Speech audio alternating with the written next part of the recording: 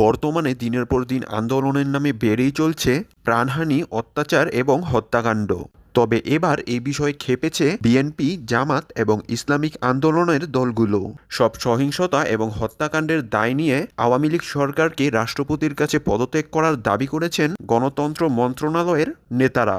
অন্যথায় যেই বিক্ষোভ শুরু হয়েছে, এতে আওয়ামী লীগ আর পদত্যাগ করার সুযোগ পাবে না বলে জানিয়েছে বিশেষজ্ঞরা।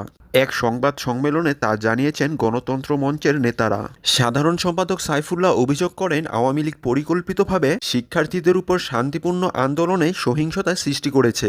বাংলাদেশের মানুষের বিরুদ্ধে তারা যেভাবে এক ধরনের যুদ্ধ ঘোষণা করেছে এবং এই নৃশংসতা দায় দায়িত্ব নিয়ে সরকারকে পদত্যাগ করতে, যার দায় সম্পূর্ণ ক্ষমতাশীল দলের নেতামন্ত্রীদের।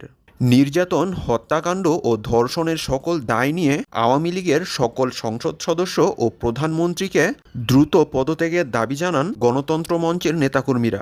এছাড়া গণতন্ত্র মঞ্চের নেতারা বলেন, আমরা স্পষ্টভাবে বলতে চাই, সরকার অত্যাচার, নির্যাতন, নিপীড়ন দিয়ে যে পথে হাঁটছে সে পথে সংকটের কোনো সমাধান নেই।